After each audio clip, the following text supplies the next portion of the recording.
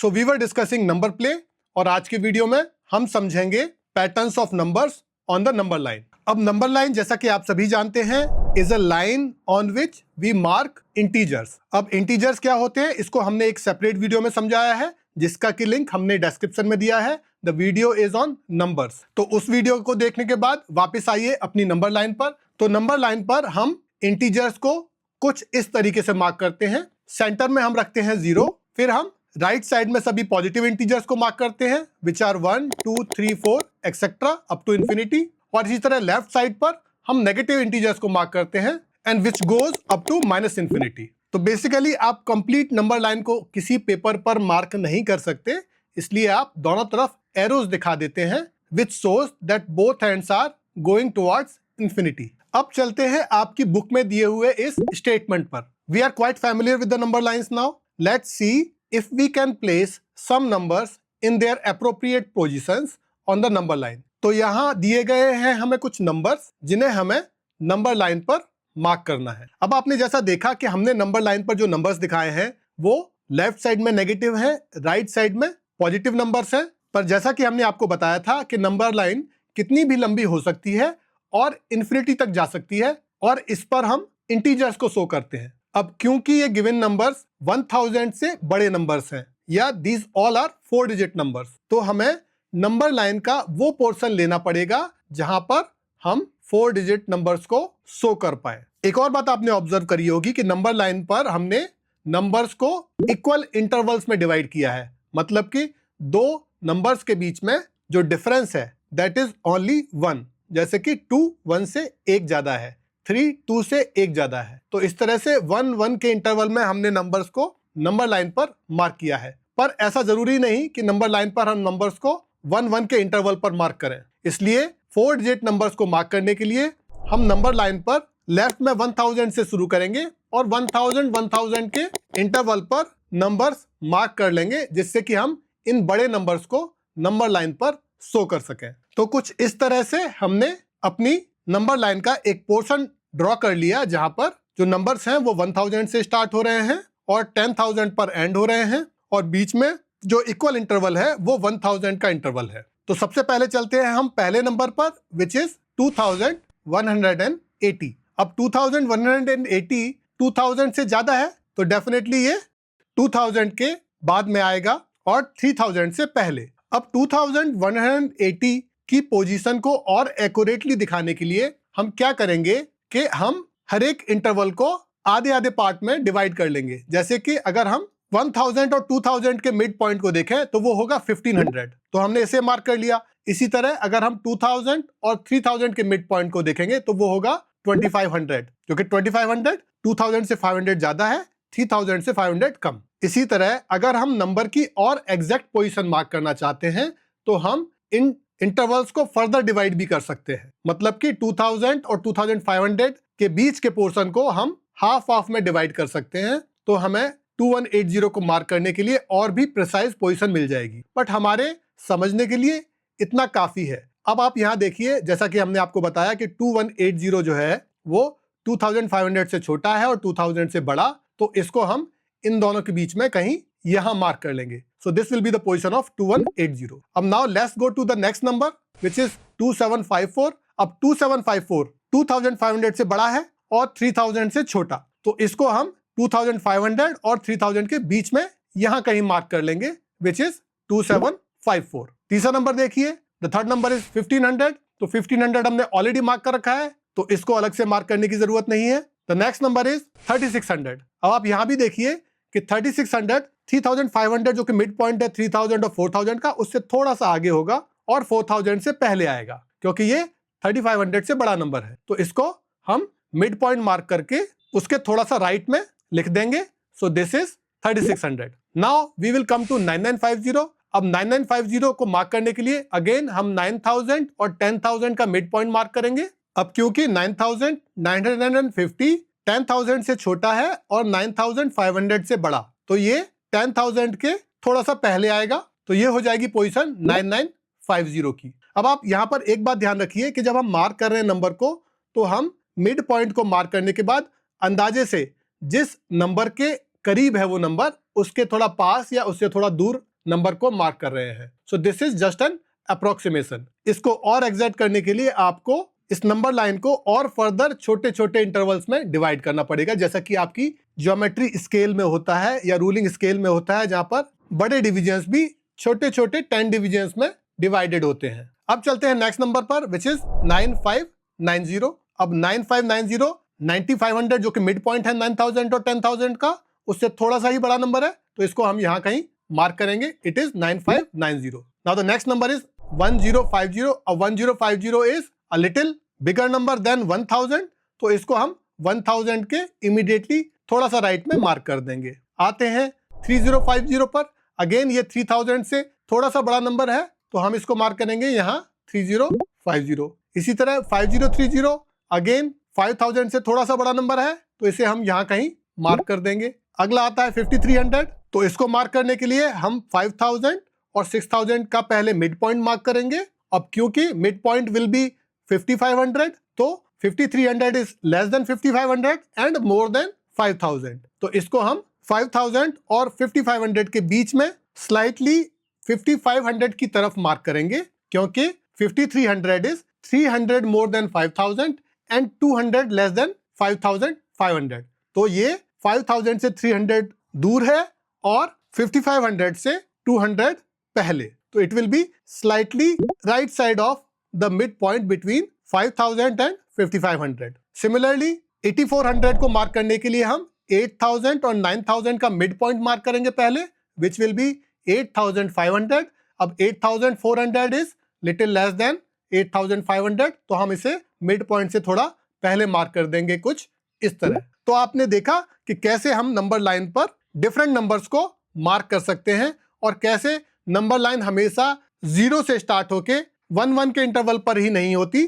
हम इसमें कोई भी नंबर का इंटरवल एज्यूम करके एक नई नंबर लाइन बना सकते हैं, नंबर्स को मार्क करने के लिए, उन्हें समझने के लिए। अब इसी नंबर लाइन के कॉन्सेप्ट पर है आपका next figure it out section, जिसे पहले आप, जैसा कि हमने आपको बताया, उन कॉन्सेप्ट्स को अच्छे से समझ के रिवाइज करके खुद से करके देखिए। अगर आपको करेक्ट आंसर मिलता है तो आप उसे कमेंट सेक्शन में दूसरे स्टूडेंट्स के साथ शेयर कर सकते हैं, and if you face some difficulty then please do mention it in the comment section below. Now we will move to the next topic, which is playing with digits. अब digits आप सभी जानते हैं कि 0 से 9 होती हैं, और हम इनको डिफरेंट पैटर्न्स में ऑर्गेनाइज करके single digit, 2 digit, 3 digit, 4 digit, 5 digit और इसी तरह से और भी ज्यादा डिजिट्स वाले नंबर्स को लिख सकते हैं। अब यहाँ पर आपसे क्वेश्चन पूछा गया है कि find out how many numbers have 2 digits, 3 digits, 4 digits and 5 digits. This is the table given to you. तो चलिए इसमें एक एक करके हम समझते हैं। अब आपको 1 डिजिट नंबर्स के बारे में पहले ही दिया गया है कि फ्रॉम 1 to 9 1 डिजिट नंबर्स होते हैं, तो ये टोटल नंबर ऑफ कितने हुए? 9 नंबर्स। अब 2 डिजिट नंबर कौन से होते हैं? तो 2 डिजिट्स नंबर होते हैं जैसे कि 10 से 19, ये 10 नंबर्स हुए। 20 से 29, अगेन ये भी 10 नंबर्स हुए।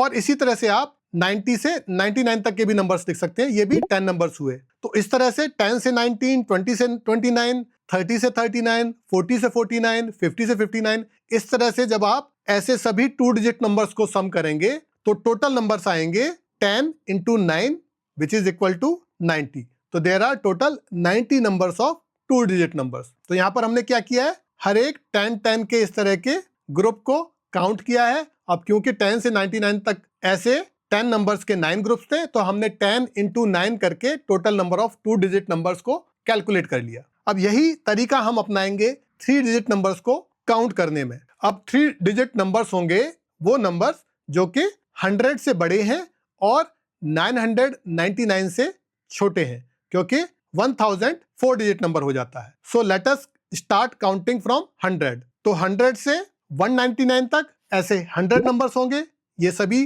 3 डिजिट नंबर्स हैं या 3 डिजिट के नंबर हैं। इसी तरह से 200 से 299 तक भी 100 नंबर्स होंगे, और इसी तरह से आप देखेंगे तो 900 से 999 तक भी 100 नंबर्स होंगे। तो इस तरह से 9 ऐसे ग्रुप्स हुए 100 नंबर्स के। तो सिंपली हम 100 मल्टीप्लाइड बाई 9 कर देंगे तो total number of 3 digit numbers आ जाएंगे 900। अब इसी मेथड को हम 4 डिजिट नंबर्स को काउंट करने में यूज करेंगे। तो 4 डिजिट नंबर्स कौन से होते हैं? 4 डिजिट नंबर्स वो होते हैं जो 1000 से स्टार्ट होते हैं और 9999 तक जाते हैं। 1000 जो है सबसे छोटा 4 डिजिट नंबर है और 9999 सबसे बड़ा 4 डिजिट नंबर है। तो 1000 से 1999 तक हुए 1000 नंबर्स। इसी तरह 2000 से 2999 तक अगेन 1000 नंबर होंगे और इसी तरह से आप निकाल सकते हैं कि 9000 से लेके 9999 तक भी 1000 नंबर्स होंगे। तो यहां भी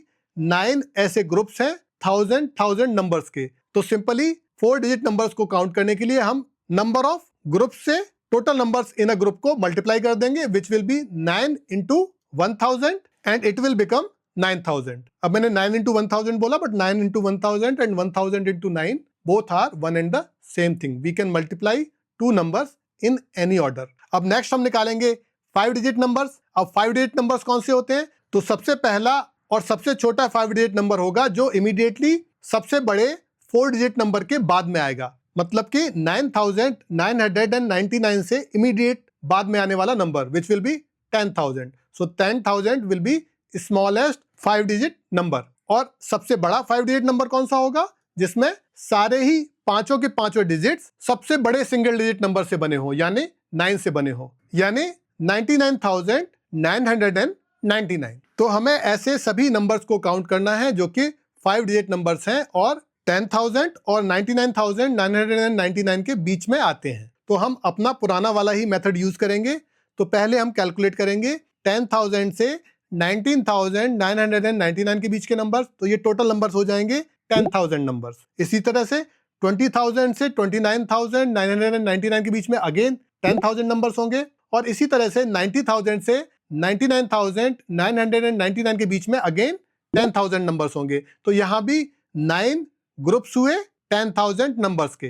तो हम 10,000 को मल्टीप्लाई कर देंगे 9 से और total number of 5 digit numbers आ जाएंगे 90,000। तो देखा आपने कि कैसे आप पर्टिकुलर नंबर्स के पैटर्न्स को काउंट करके ये फाइंड आउट कर सकते हैं कि कितने 1 डिजिट, 2 डिजिट, 3 डिजिट या उनसे ज्यादा डिजिट के नंबर्स हैं। वहां पर आपको एक एक नंबर को इंडिविजुअली काउंट करने की जरूरत नहीं है, आप केवल पैटर्न से समझ जाएंगे कि आपको काउंटिंग कैसे करनी है। Now let us move to the next topic which is digit sum of numbers. अब कोमल देखती है कि कुछ नंबर्स जैसे कि 68, 176, 545 इस तरह के नंबर्स की जब हम डिजिट्स का सम निकालते हैं तो वो सेम आता है। अब डिजिट्स का सम क्या होता है? डिजिट्स का सम होता है कि जिन डिजिट से मिलकर वो नंबर बना है उनको सिंपली आपस में ऐड कर देना। जैसे कि 68 में 6 + 8 को हम ऐड करेंगे तो आएगा 14, तो इसके डिजिट्स का सम हुआ 14। इसी तरह 176 में अगर हम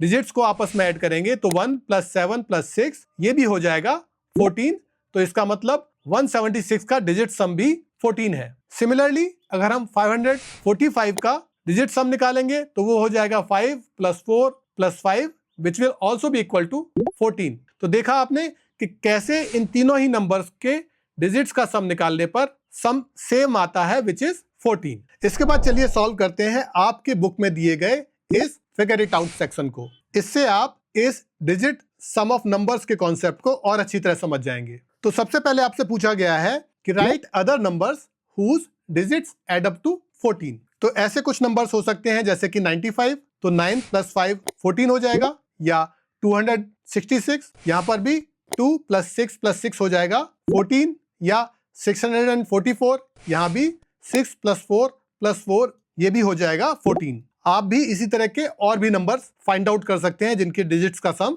14 है। अब next question is what is the smallest number whose digit sum is 14। अब देखिए कि 14 अगर डिजिट सम आपको लाना है तो आपको कम से कम 2 डिजिट नंबर चाहिए, क्योंकि सिंगल डिजिट नंबर का डिजिट सम भी सिंगल डिजिट नंबर होता है और वो सेम नंबर होता है। पर आपको यहाँ पर एक और कंडीशन दी गई है कि आपको स्मॉलेस्ट नंबर फाइंड आउट करना है। इसका मतलब जो भी 2 डिजिट नंबर आप फाइंड आउट कर रहे हैं जिसका डिजिट सम 14 है वो ऐसा स्मॉलेस्ट 2 डिजिट नंबर होना चाहिए। देखिए आपको दोनों डिजिट के सम को लाना है 14, तो आपको पहले डिसाइड करना पड़ेगा कि आपको स्मॉलेस्ट नंबर फाइंड आउट करने के लिए क्या करना होगा। तो सबसे पहला स्टेप होगा कि आपको जो सेकंड डिजिट है उसको बड़े से बड़ा रखना होगा, जिससे कि पहली डिजिट छोटी से छोटी आए, क्योंकि हमें सम 14 चाहिए। तो हम क्या करेंगे, हम सेकंड डिजिट को रखेंगे 9 because we want to keep this digit largest. अब देखिए 9 में क्या ऐड करने पर 14 आएगा। सो 9 में अगर हम 5 ऐड कर दें तो सम 14 हो जाएगा।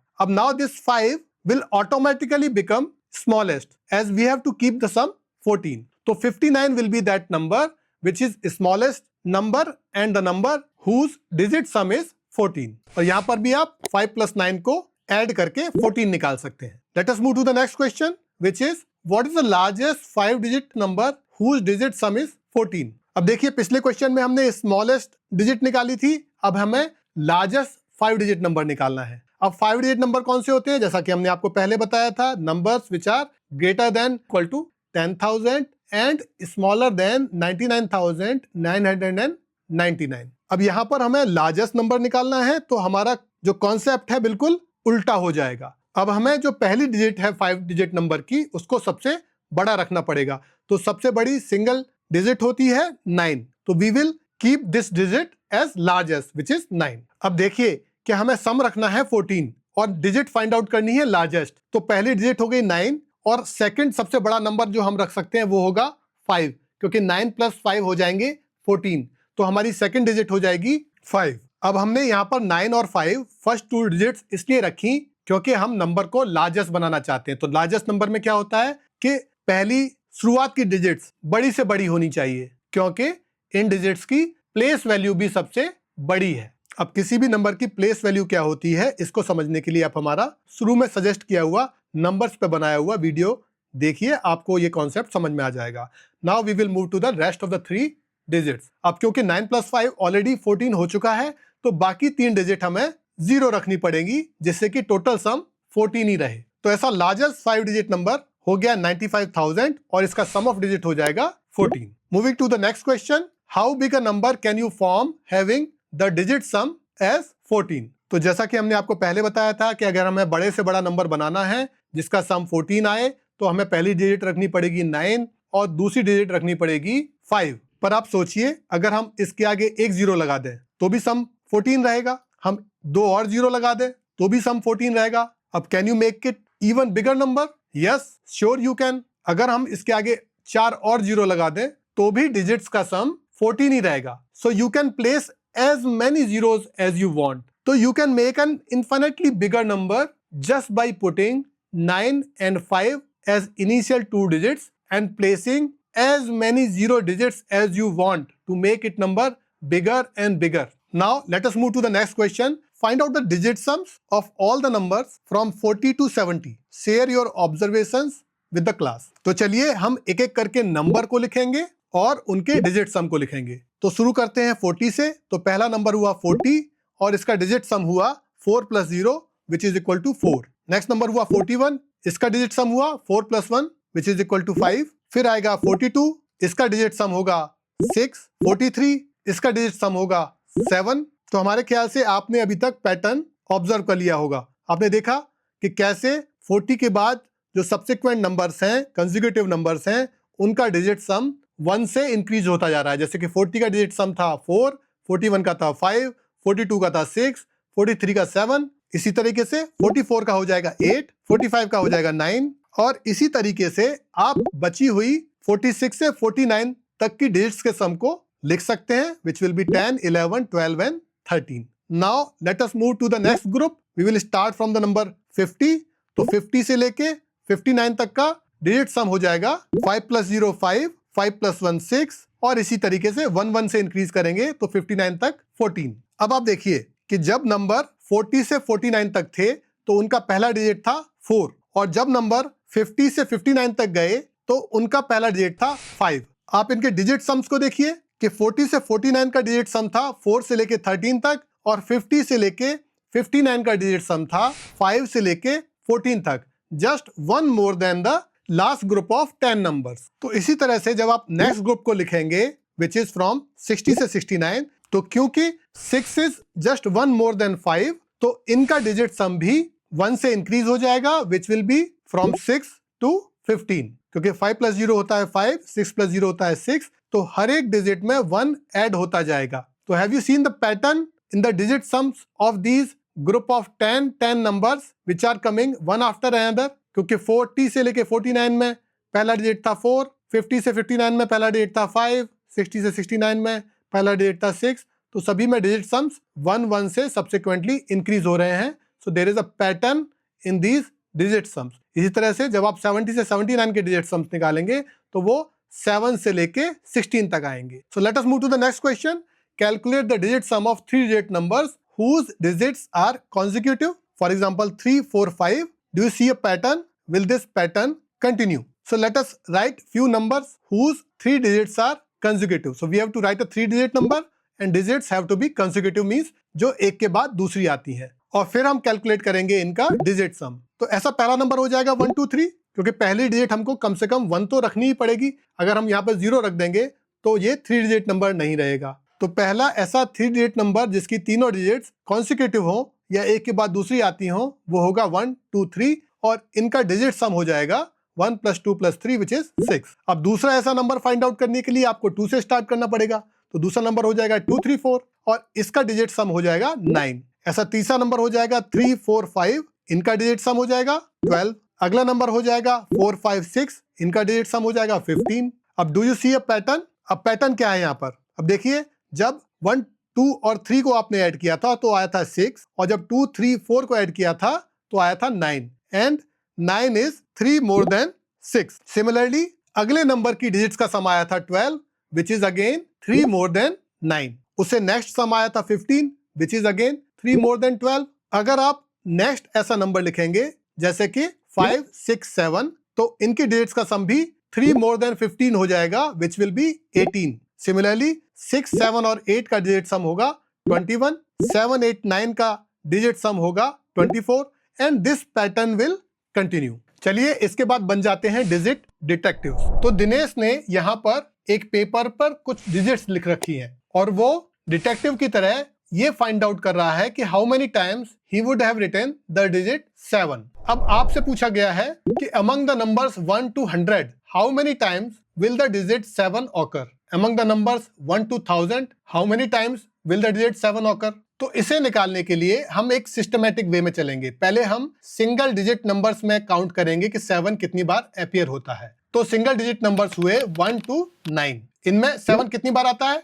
केवल एक बार। तो how many times 7 appears? Just once. Next देखेंगे हम 11 से 99, मतलब कि 2 डिजिट नंबर्स में। तो इसमें 7 कितनी बार आया? 17 में, 27 में, 37 में, 47 में, 57 में, 67, 77, 87 और 97। तो इस तरह के कितने नंबर्स हुए?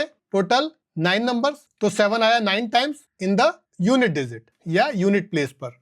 अब 11 से 99 के बीच में कुछ ऐसे डिजिट्स भी होते हैं जिनमें 7 टेंस के प्लेस पर आता है, या फिर राइट से सेकंड प्लेस पर आता है। तो ऐसे डिजिट्स होते हैं 70 से लेके 79 तक। तो इस तरह के डिजिट्स हुए 70, 71, 72, इस तरीके से 79 तक। Total 10 digits. पर आप देखिए कि 77 इस ग्रुप में भी अपीयर हो रहा है और इस सेकंड ग्रुप में भी। पर पहले ग्रुप में हम केवल वंस के प्लेस की डिजिट को काउंट कर रहे हैं, तो हमने वहां पर केवल एक 7 को काउंट किया था। और सेकंड ग्रुप में हम केवल टेंस के प्लेस को काउंट कर रहे हैं, तो यहां पर इसी 77 की हमने सेकंड 7 डिजिट को काउंट किया था।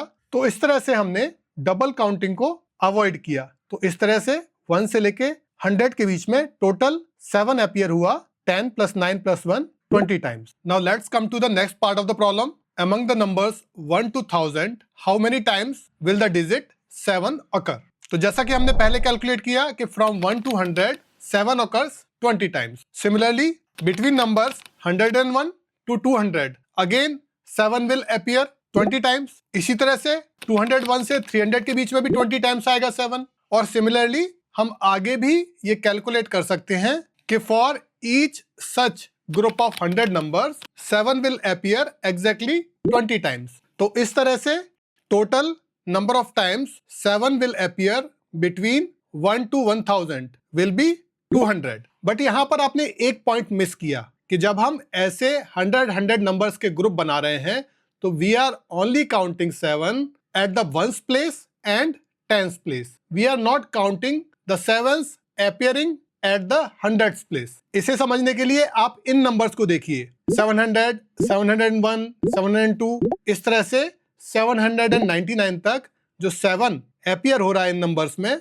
वो हंड्रेड्स के प्लेस पे है। इसका मतलब ये हुआ कि वंस और टेंस के प्लेस के अलावा भी जब हम 1 से लेके 1000 के बीच के नंबर्स में 7 डिजिट्स कितनी बार अपीयर हो रही है ये काउंट कर रहे हैं, तो हमें इस स्पेशल केस को भी लेना पड़ेगा जब 7 डिजिट नंबर्स में हंड्रेड्स के प्लेस पर आ रही है। अब आप जानते हैं कि 700 से लेके 799 तक 100 ऐसे नंबर्स होंगे जिनमें 7 की डिजिट हंड्रेड्स के प्लेस पर अपीयर होगी। जब हम हंड्रेड्स के प्लेस पर अपीयर होने वाली 7 की डिजिट्स को काउंट करेंगे तो वो भी टोटल 100 आएंगी। तो इस तरह से total number of times the digit 7 will appear between 1 and 1000 will be 200 plus 100 यानी 300 टाइम्स। पर हर बार जब आप 1 से लेके 100 या 1 से लेके 1000 या 1 से लेके 10,000 या 1 लाख तक के नंबर्स के बीच में कोई पर्टिकुलर डिजिट्स को कैलकुलेट करेंगे तो आपको इस तरह से बेसिक लेवल से काउंटिंग करने की जरूरत नहीं है। अगर हमने ये दो प्रॉब्लम्स जो सॉल्व करी हैं इसमें पैटर्न को ऑब्जर्व करें तो आप ये पाएंगे कि जब 1 से लेके 100 के बीच में हम 7 की डिजिट्स को काउंट कर रहे थे तो वो आ रही थी 20, और यहाँ देखिए आप 100 में 2 जीरोस हैं और 20 में 1 जीरो। इसी तरह से जब हम 1 से लेके 1000 के बीच में 7 की डिजिट्स को काउंट कर रहे थे तो 1000 में है 3 जीरोस और 300 में है 2 जीरोस। इसी तरह से अगर आप एक और ऑब्जर्वेशन करें कि 100 में 2 जीरोस थे तो हमने पहली डिजिट रखी थी 2, और क्योंकि 1000 में 3 जीरोस थे तो पहली डिजिट आएगी काउंटिंग की 3। तो सिंपली हमने क्या किया कि कोई भी डिजिट जितनी बार अपीयर हो रही है उसकी काउंटिंग जानने के लिए सिंपली अगर 1 के आगे 2 जीरोस हैं तो हमें पहली डिजिट रखनी है 2 और उसके बाद जितने जीरोस थे उनमें से एक कम जीरो करके आगे लगा देना है। मतलब कि 100 में अगर 2 जीरोस हैं तो पहली डिजिट आ जाएगी 2 और 2 से एक जीरो कम करके उस जीरो को नंबर 2 के सामने लगा देंगे। सिमिलरली 1000 में 3 जीरोस थे तो पहली डिजिट हो गई सिंपली 3, और क्योंकि हमें एक जीरो कम करना है तो 3 में से एक जीरो कम किया तो आएंगे 2 जीरोस, तो 3 के आगे सिंपली 2 जीरोस लगा देने हैं। अब इसी एनालॉजी को यूज करके हम 1 से लेके 10,000 तक के नंबर्स के बीच में 7 डिजिट कितनी बार अपीयर हो रही है यह निकाल के देखते हैं। तो यहां पर है टोटल 4 जीरोस। तो सबसे पहले हम एक जीरो कम करके 3 जीरोस यहां पर लिख लेंगे। फिर क्योंकि जीरोस 4 है तो सिंपली 4 को इन जीरोस के आगे लगा देंगे। तो टोटल नंबर ऑफ टाइम्स 7 1 से लेके 10,000 के बीच में कितनी बार अपीयर होगा 4000 टाइम्स। और इसी तरह से अगर आप 1 से लेके 1 लाख के बीच में कितने number of times 7 digit appear हो रही है ये काउंट करना चाहते हैं तो आप इस एनालॉजी को यूज करके बड़े ही आसानी से कैलकुलेट कर सकते हैं। तो आप इसे खुद से कैलकुलेट करिए और काउंटिंग को नीचे दिए हुए कमेंट्स में बाकी स्टूडेंट्स के साथ भी शेयर करिए। This way you will understand the concept better. तो आज के लिए इतना ही, मिलते हैं आपसे नेक्स्ट वीडियो में जिसमें हम नंबर प्ले के आगे के कॉन्सेप्ट्स को सीखेंगे। तब तक के लिए धन्यवाद।